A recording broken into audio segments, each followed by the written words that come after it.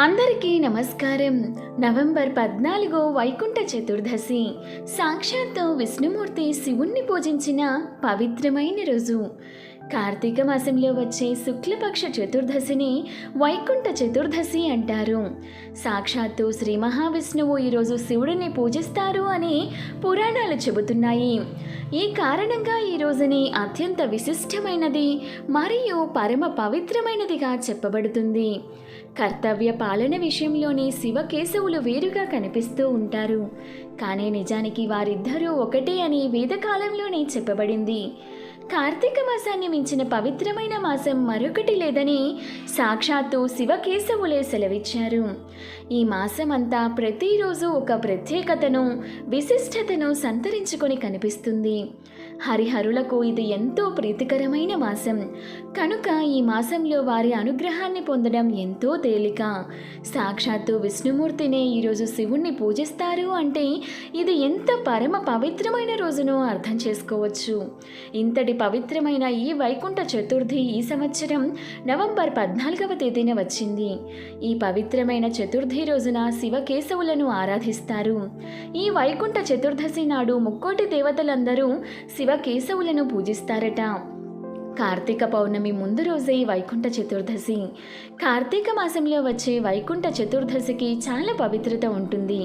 ఎందుకంటే ఈ చతుర్దశి రోజున శ్రీ మహావిష్ణువు వైకుంఠం నుండి భూమిపైకి వచ్చి కాశీ నగరానికి వెళ్ళి కాశీలో ఉన్న కాశీ విశ్వనాథుడిని అర్చించే రోజే వైకుంఠ చతుర్దశి. అంతటి శక్తి ఈ వైకుంఠ చతుర్దశికి ఉంటుంది. కాబట్టి వైకుంఠ చతుర్దశి నాడు శివకేశవుల అనుగ్రహాన్ని సులభంగా పొందాలంటే ఇంట్లో తప్పకుండా పూజ చేసుకోండి. అలాగే ఈ వైకుంఠ చతుర్దశి రోజే పరమేశ్వరుడు విష్ణుమూర్తికి సుదర్శన చక్రాన్ని ఇచ్చాడని పురాణాలు చెబుతున్నాయి. కార్తీక మాసంలో చేసే పూజలకు రెట్టింపు పుణ్య ఫలితం లభిస్తుంది. అయితే ఈ వైకుంఠ చతుర్దశి రోజున చేసే పూజలకు మాత్రం 1,000,000 రెట్ల పుణ్యం లభిస్తుంది. ఈ చతుర్దశి రోజున పూజ చేసి మీ ఇంట్లో ఒక దీపం వెలిగిస్తే చాలు, శివుని ఆశీర్వాదంతో మీ ఇల్లంతా కనకవర్షంతో నిండిపోతుంది. మీ ఇంటికి ఉన్న కష్టాలన్నీ తొలగిపోయి మీ కుటుంబానికి అష్టైశ్వర్యాలు కలుగుతాయి. కాబట్టి శక్తివంతమైన ఈ వైకుంఠ చతుర్దశి రోజున మీ పూజ గదిలో శివ పార్వతుల ముందు, అలాగే విష్ణుమూర్తి లేదా విష్ణు స్వరూపుడైన వెంకటేశ్వర స్వామి ముందు దీపాన్ని వెలిగించండి. స్త్రీలు ఉదయాన్నే తలస్నానం చేసి ఇల్లంతా శుభ్రం చేసుకొని ఇంటి గడపలకు పసుపు రాసే కుంకుమ బొట్లు పెట్టుకోవాలి. ఈ వైకుంఠ చతుర్దశి నాడు శివుడికి ఇష్టమైన మారేడు దళాలతో, జిల్లేడు, గన్నేరు పూలతో, జాజి పువ్వులతో శివుడిని, అలాగే వెంకటేశ్వర స్వామి వారిని తులసి దళాలతో, పసుపు చామంతులతో పూజిస్తే కోరిన కోరికలు నెరవేరి సర్వ సౌఖ్యాలు లభిస్తాయి.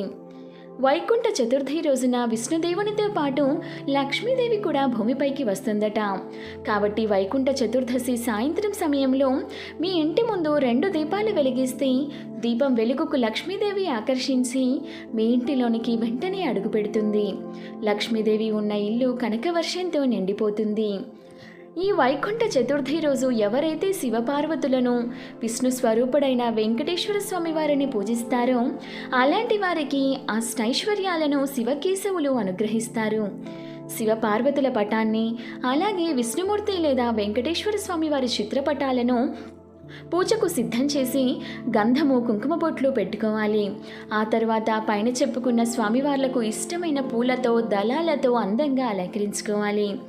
ఆ తర్వాత ఇత్తడి దీపపు కుందుల్లో నువ్వుల నూనె కానీ, ఆవు నెయ్యిని కానీ పోసి 3 వత్తులను ఒకటిగా చేసి 2 దీపాలను వెలిగించాలి. ఇక పూజలో నైవేద్యంగా పాలను, అరటి పండ్లను, కుదిరితే పానకం, వడపప్పును కూడా నైవేద్యంగా సమర్పించండి. లేదంటే ఒక చిన్న బెల్లం ముక్కను అయినా సరే నైవేద్యంగా సమర్పించండి. చివరిగా శివపార్వతులకు, వెంకటేశ్వర స్వామి వార్లకు ధూపదీప నైవేద్యాలను సమర్పించి హారతి ఇచ్చి 3 ప్రదక్షిణలు చేసి అక్షతలను తలపైన వేసుకుని నమస్కారం చేసుకోవాలి. ఈ వైకుంఠ చతుర్థి రోజు విష్ణువుకు ప్రీతికరమైన తులసిని పూజిస్తే దారిద్ర్య బాధలు తొలగి మీ ఇంటికి అఖండ రాజయోగం లభిస్తుందని నమ్మకం. కాబట్టి ఈ వైకుంఠ చతుర్థి నాడు తులసి ముందు దీపం వెలిగించి తులసికి ప్రదక్షిణాలు చేస్తే కోరిన కోరికలు నెరవేరడంతో పాటు సిరి సంపదలు వరిస్తాయి. మీ ఇంటి ధనాదాయం బాగా పెరగాలంటే ఈ వైకుంఠ చతుర్దశి నాడు మీ ఇంట్లో ఉన్న ప్రతి మూలల్లో తులసి నీళ్లను చిలకరించండి. ఇలా చేస్తే మీ ఇంటిపై మహాలక్ష్మి అనుగ్రహం ఉంటుంది.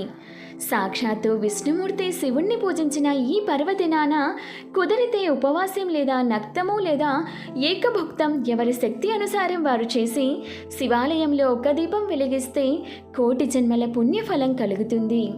ఈ వైకుంఠ చతుర్దశి రోజున విష్ణుమూర్తితో సహా ముక్కోటి దేవతలందరూ శివాలయంలో ఉంటారట. కాబట్టి కుదిరిన వారు తప్పకుండా శివాలయానికి వెళ్ళడానికి ప్రయత్నించండి. అలాగే ఈరోజు పూజ చేసే సమయంలో లింగాష్టకం, బిల్వాష్టకం, శివ అష్టోత్తరం, విష్ణు సహస్రనామాలు పారాయణ చేస్తే మీ కష్టాలన్నీ దూరమైపోతాయి. ఇవేవి చదవలేని వారు ఓం నమశివాయ అనే శివ పంచాక్షరి మహామంత్రాన్ని మనస్సులో స్మరించుకుంటూ పార్వతీ పరమేశ్వరులను పూజిస్తే విష్ణుమూర్తి పరమేశ్వరుడు ప్రసన్నులై తన భక్తులపై వరాల జల్లులను కురిపిస్తారు. ఈరోజు విశేషంగా శివకేశవుల ప్రీత్యర్థం ఉసిరి దీపాలను వెలిగిస్తారు. ఈ ఉసిరి దీపాలను గుడిలో, ఉసిరి చెట్టు లేదా తులసి చెట్టు దగ్గర ఎక్కడైనా సరే వెలిగించుకోవచ్చు. ఉసిరి దీపాలను వెలిగించలేని వారు మామూలు దీపాలను అయినా సరే పెట్టాలి. ప్రత్యేకించి ఉసిరి దీపాలు పెట్టాలనుకునేవారు ఈ వైకుంఠ చతుర్దశి రోజున పెట్టుకుంటే శివకేశవులకు ఇద్దరికీ ఆ దీపం చేరుతుంది.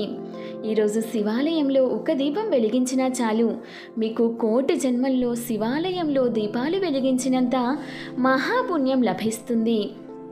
వీడియో నచ్చితే ఒక లైక్ చేయండి. ఇటువంటి మరెన్నో మంచి వీడియోస్ కోసం ఒకసారి మన ఛానల్ని విజిట్ చేసి సబ్స్క్రైబ్ చేసుకోండి. Thank you for watching.